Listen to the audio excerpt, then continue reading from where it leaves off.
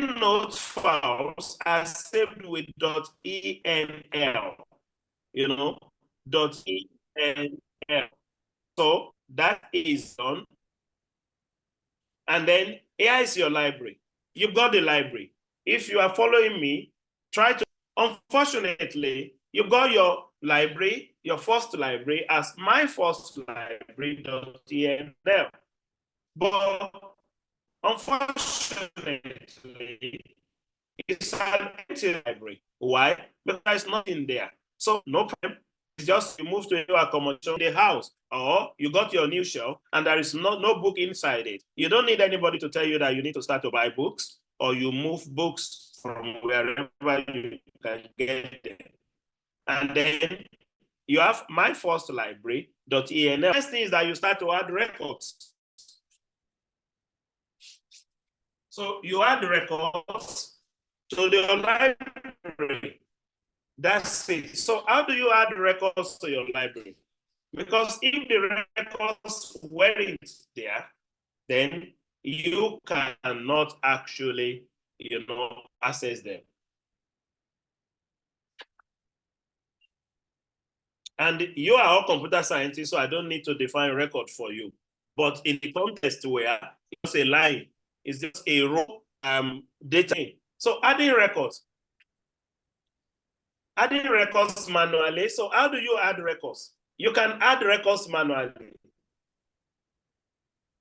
You can copy and paste. Before I carry on to adding records, lesson so far I've told you. Any question? Okay, so we're good to go. So how do you add records? So I put there are several, or there are, so you can add the records manually. You can copy and paste, yes. If you have it in MS Word, just copy and paste. I do everything. You can add manually, you can copy and paste, you can import from electronic database. That's the one I love most. That one is magical. You must do that. So as you are reading, you got something that you think is useful. Then import it to your EndNote library immediately. It's there. And anytime you want to cite it, you type nothing. You type nothing. You just click.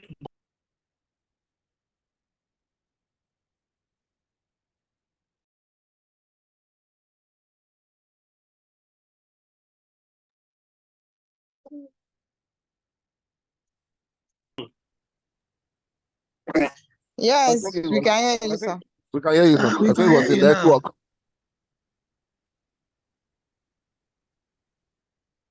Oh, okay. I think it was network. Are you learning anything at all? Yes, sir. Yes, sir. Yes, sir. Yes. Joining you, sir. Okay, can you still see my screen? Yes, sir. Yes, sir. Yes, sir. Okay, good. Thank you. Okay, so now importing from electronic database, I've explained that. That number 3, if you don't do anything, you must do that to plead with you. If you do that, you will clap for yourself when you see it work, and you will send a clap to me, and I will appreciate it. Searching and downloading directly through EndNote. From EndNote, you can connect to other, libraries, and you can download. You can import or transfer from another EndNote. That is hugely important. If I supervise you, I may ask for your EndNote file. You just send it to me, and I import to my EndNote. Super easy. I can send my own to you, so you don't need to stress yourself.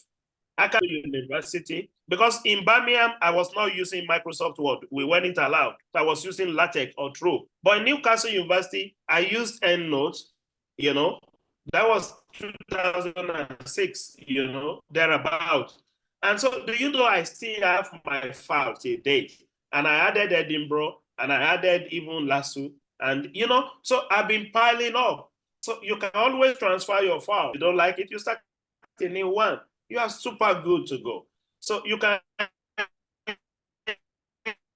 import from another library, you can share with your friends, and you can use importing from text. That one is advanced, For me to teach that, it will be some time. But that is 6 and 7 are the advanced one. And you import the text file directly. Not very easy, but it's doable. But if you don't learn anything, you must learn number 3. And make sure you practice before you forget what I'm teaching you today. My advice is that, this weekend, try to use EndNote, or latest by next week. Otherwise, you will not be able to remember. Can you still see my screen, please? Yes, sir. We can see it, sir. So thank you. Adding records manually is just to type it, So to add records manually, now,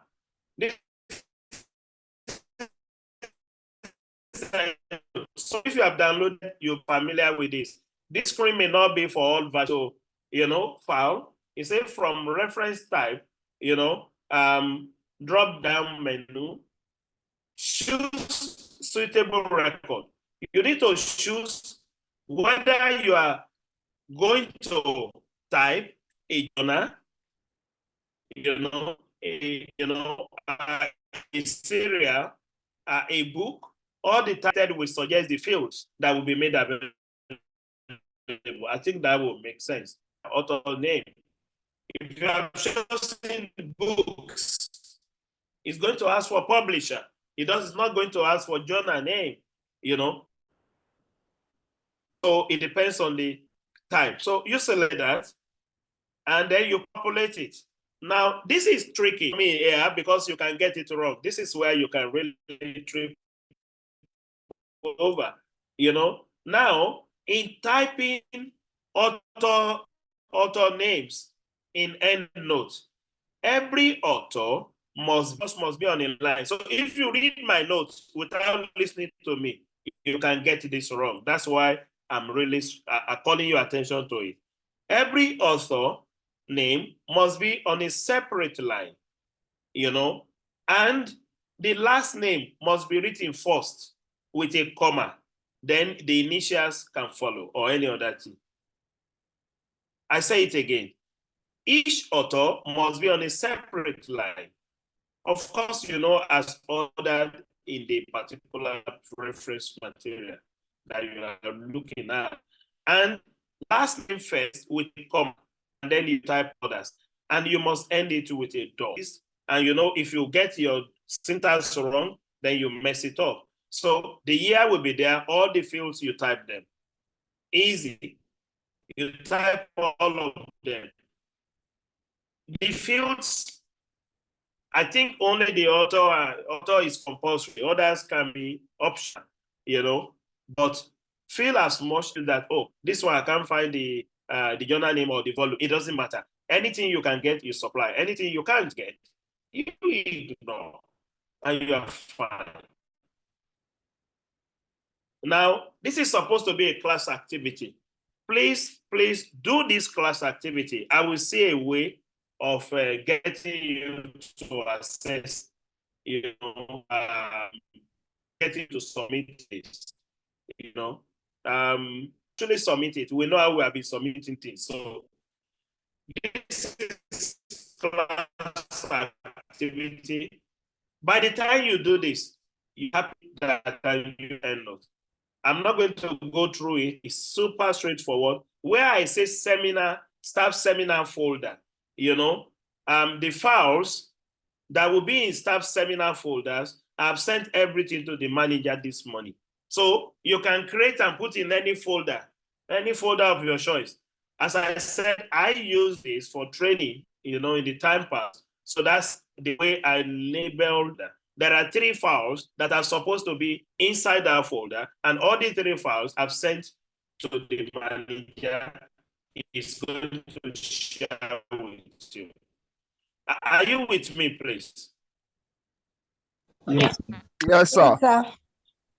Any question on the class activity? Okay, cool. So Your Yes, class sir. activity, this is expected output. So and you are cool. So this is what I Yes, sir. expect to see in the end. If you followed, that's the expected output. So I've given you. So nobody should say, I can't do it. You can do it. Now that I've taught you the manual one, do the manual before you go to this. This is importing from Google Scholar. This one is magical. Each time I train on EndNote, it's a shame I don't have the. Each time I train on this, everybody shout after they import and it works.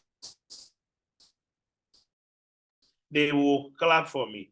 But I'm not the one who developed the software anyway. But I know how to use EndNote very well. So importing from Google Scholar is amazing. How do you do that? Please pay attention to me. What is the difference between Google Scholar and Google? If you are in academics, or all of you are great, you are scholars. So you should, in fact, I alone should tell you what the meaning of Google Scholar. When you are reading, don't cite from Google. No. If you are reading for academic purpose, go on Google Scholar. Google Scholar is for you because you are a scholar. So Google Scholar is for people in academics. Most of the things on Google Scholar are moderated. The things that are published. Google is all moderated. I said to people that only fools fall into the bait of, all this conspiracy theory. I'm free to write anything. I can call myself any name, and people will just believe because of the ability of human beings. Google is not supposed to be used for anything important in academics, but you can get a lot of bundle of knowledge from this. Don't use Google. Use Google Scholar. So in the context we are talking about, importing references from Google Scholar, you must configure your Google Scholar. If you are with me, just do what I am doing. Google Scholar, the web address. Wow. So what's happening? Network is just tripping off. Can you still see? I know you lost my screen, but are you guys still with me? Yes, sir. Yes, sir. Yes, sir. Yes, Yes, sir. sir. We are with you, sir.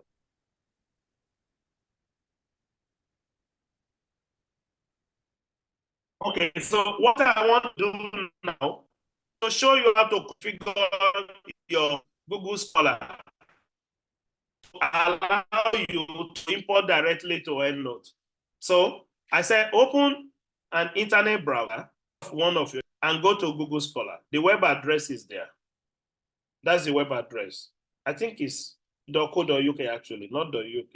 It's scholar.google.co.uk. So click the setting. So that's the setting I'm showing you. So look for the setting. If you are doing it, just follow that. If you are not doing it, pay attention and you use the note later. Now you'll be presented with this. We are trying to configure your Google Scholar to allow automatic import of this page and look for bibliography manager. This is never by default, and that is why I'm showing you how to configure it. And you just select EndNote from the drop-down menu. And you click save. You have configured your Google, but do and your search. Note it. Because I think I configured my Google Scholar already, so I will not be able to do that. But do a search before configuration, please. So you appreciate the significance of configuration. Once you have saved it, you have finished the configuration. Now go and search for this. Border irregularity. This is just an example, but you're free to use it. This is my work. And so publish in my say. and you will appreciate that I contributed knowledge. The US Obama, border irregularity Aribisala.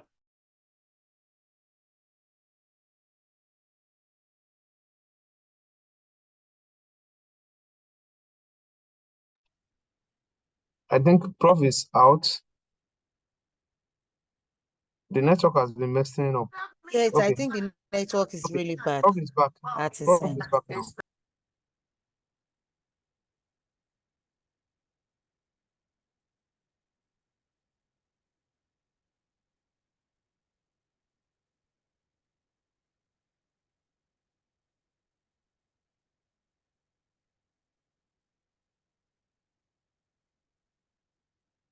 Network is really poor. Yes, correct. Yes, sir. I Yes, don't sir. know. Network is bad. I mean, in Lagos, I don't know. Maybe that's the problem. When it's much better. Can you see my screen? No, sir. Not yet, sir. Not yet, sir. Can you see my screen? Not yet, No, sir. sir. Oh, what's No, that? sir. Yes. Oh, What's that message?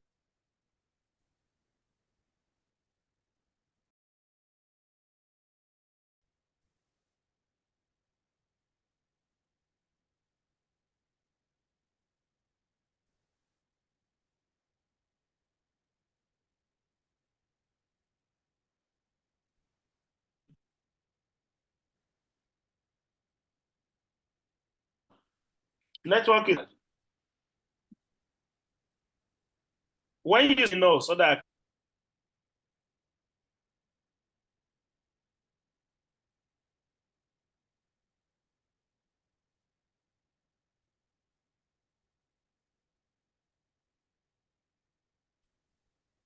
network now to MTN.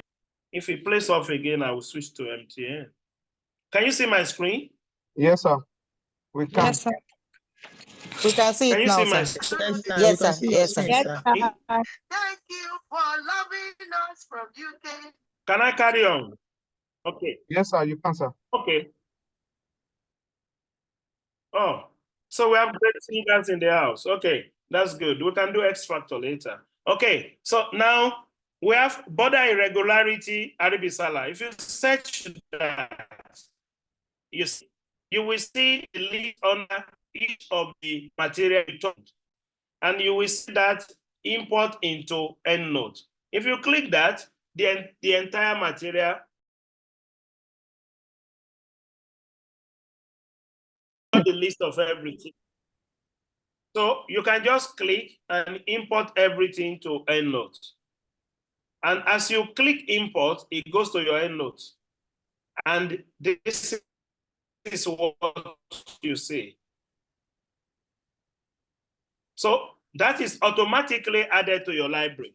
And that's all. Prof, So now that you have created, you have imported from Google Scholar. See, can you see my screen? Prof, sir. Yes. I have a question pertaining to this, sir. Okay, go for it, please. So, at least I've been using EndNote for like 4 or 5 years now, and I'm just getting to know about these settings, and I really do appreciate that knowledge this morning. But when I press the import into EndNote, I observe that I have to open it like the way I normally do before it gets to EndNote. Or am I doing something wrong? No, it might be that you are doing something wrong. What happens is that when you click import, it will launch another page to show that you have accepted. And you click accept. You don't need to open the material at all. So that setting, maybe because I was already out of LASU on leave before you, I was not the one who trained you on EndNote. Nope. Because when I train on EndNote, because I train my MSc and PhD students, I teach research methodology in LASU. And so we start with exactly the same material I'm using. That's what I'm using with you guys. So once you have done this setting, it should import directly. But once you click, it will require you to click another button to say that you approve it, and then it imports it. You don't need to open the material. It might be that maybe we can look for time, you and I look at it, but it's super straightforward. Okay, sir. Okay, sir. Thank you, sir. Okay. So in the end, you have this. This is your library. Remember, we started with my, with empty library. Now I've populated my library. This is beautiful. If you follow the instruction in mind, this particular material is practically developed, or it's developed to be used for practical session. Now activity 2. Do activity 2. So you do all the activities and then you submit. Now, importing using EndNote online. This one, I might skip this because the network is playing up, but it's similar to the one on, rather than use Google Scholar, I just demonstrated there that you can use other databases, not necessarily Google Scholar only. So you can connect to other databases. It's so amazing. So amazing. Like I was connecting to PubMed here. So you connect to PubMed, but you can connect to Web of Knowledge, anything. And it's as long as it's a database that is widely known, you connect.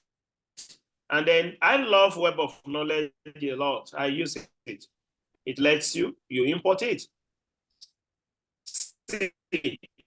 Imagine if you search Ashburner. Ashburner is a great name in medical image analysis. I think Ashburner is from UCL or something like that. So if you search his paper, like in this case, I was searching Ashburner's work. I know Ashburner.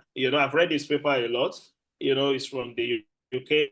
And you see 350 materials it's found on Ashburner. So I didn't want to import everything because it takes time. So you can say, select 2 records or 3 records. So good, everything is good. It imports, and that's it. So what have I showed you to EndNote? I've convinced you that EndNote can make life easy for you. You do the research, let EndNote do, the referencing for you. And then I've showed you how to create a library. I've showed you how to manually type into the library. I've showed you, again, how to configure your EndNote to actually, your Google Scholar to allow, auto importing into EndNote. And I've demonstrated that it's not only about Google Scholar, but that you can actually connect to other databases. Now, once you have done that, the next thing is that you want to cite. Don't forget what I said, that if you do manual citation from today, it's 6 months imprisonment because you have committed a crime, So nobody must do it. If I see you, then I will report to Tinubu, that you have broken some laws. As if I have access to the president. Don't mind me, So now, citation and referencing. Now you have created your library. The next thing is that you want to cite. So the facility is called CWYW. That is cite while you write. As you are writing, you are citing. Never finish writing, and you are now looking for how to insert material. And yesterday lecture was great. If you type or you are writing and you don't cite, you will commit plagiarism. If you commit plagiarism in academics, if you're a lecturer, you lose your job, you are fired. That one is not a guesswork. If you are found plagiarizing, you lose your job. So on no account should you write without citation. Please, I plead with you. Because if you are caught, you are in trouble. And when do you cite is another thing. You can ask me that question later. How do you know when to cite? That is very interesting. If you need me, I will answer you later. But let's go in this why to cite, how to cite. Now, cite why you write. And not to work with MS Word, easy insertion of citation is formatting and you can everything easy, easy. You know, and it becomes easy for you. So all allow you to separate this and not the citation for you, referencing, and so as from today, don't commit that crime. You know, so you can see that is the list generated, and that's it. So what have I showed you? We have created a library where we now know how to cite our endnotes. I mean, to cite the materials automatically and generate the list automatically. Now, what you now want to do probably is you want to change, because I've used a style, number style or ABA style. So that's numbering style for citation. But maybe your paper or your university doesn't want that. So you can change. And how do you do that? You simply go to EndNote and you look at the menu and you select any option, anyone, and it automatically changes to, based on what you have selected. You can never get it wrong. It's impossible.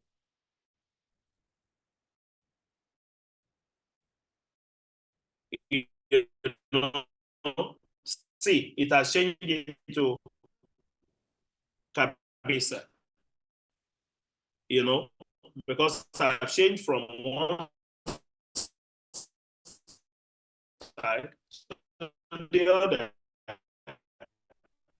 So I actually change from number now. I can change to table of content generation.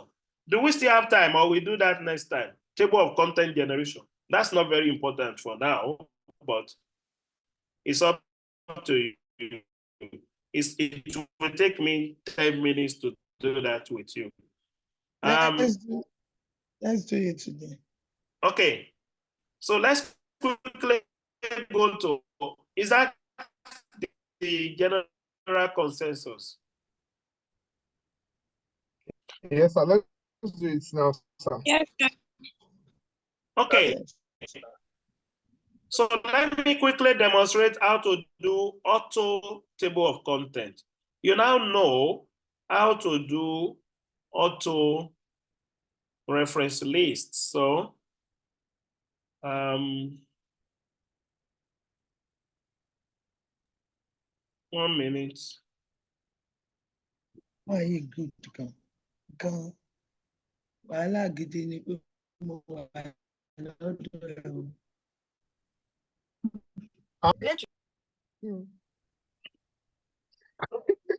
Okay, no problem. We had yes. Now, so let's see automatic table of contents.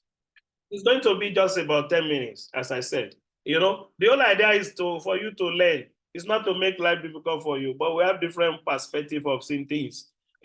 That's why some people are successful, some are not. But life is just like that. Some of you will be great professors, better than me, but some will never do anything. So, but it's all about how you see life. But I encourage you not to see problem in solutions, but see solutions in problems. It's a good attribute. Now, automatic table of contents. So this is just to show you how to automatically generate your table of content. And you will need table of content if you are doing a dissertation. It's compulsory. If you are doing your thesis or project, you will need to generate your table of content. So to learn how to generate table of contents automatically in MS Word. So we are using MS Word. So I have 3 learning objectives. So describe how to format your document to automatically allow table of contents, and how to generate your table of contents and describe how to update your table of contents. Those are the 3 things I want to achieve, and then we're done. So this is just to talk about theory, but we know the meaning of table of content. But I was going to ask you, just that you talk to me. If you look at the blue, at the purple panel, which of them is correct? 1, 2, 3. I said double 2. Sorry. Oh, The first two, sir. Sorry, I said They're two. not serious. So I said two. The first two, So sir. permit the first two. Yes, sir. Okay. So is it tables of content or table of contents? Which one do you like? Table of contents. Okay, excellent. You know, is there any dissecting view? So actually it's called table of contents, TOC. It's singular table and plural contents. Now, why do you need to automate it?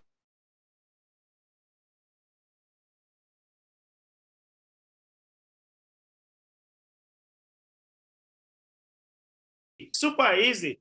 But don't forget that Microsoft Word has this menu, which is reference menu. So to do automatic table of content, the first thing you have to do is to format your document. You must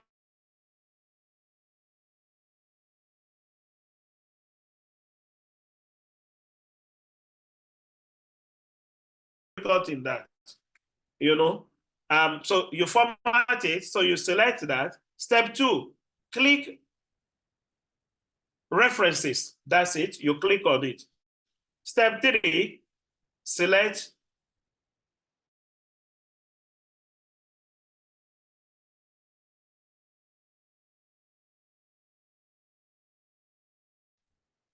so that's it. So because I say drop down menu, you know, with add text. So once you select that, you see level 1, level 2, level 3. So you just select the one that applies to you. Now,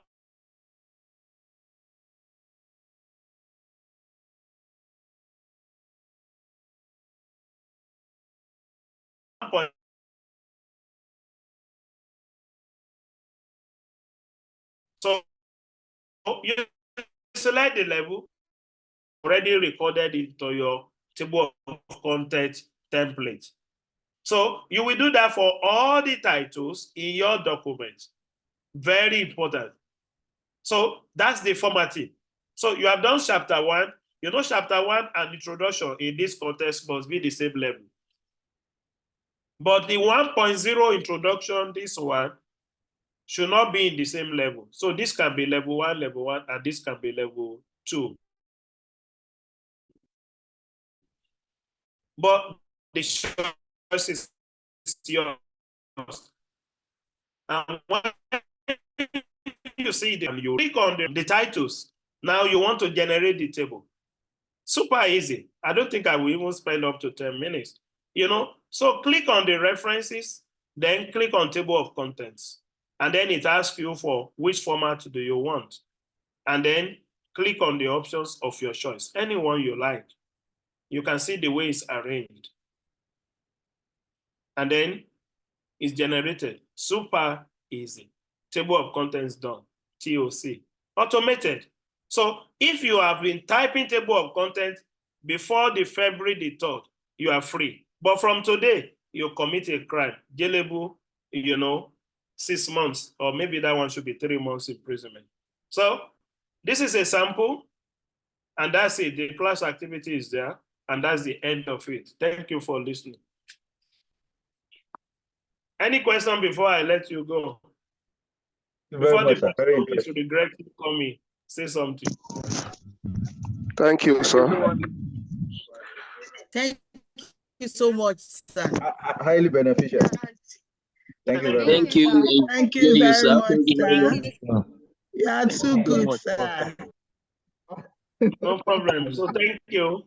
So what will gladden my heart is that you are able to use what you have been taught to improve in your service delivery.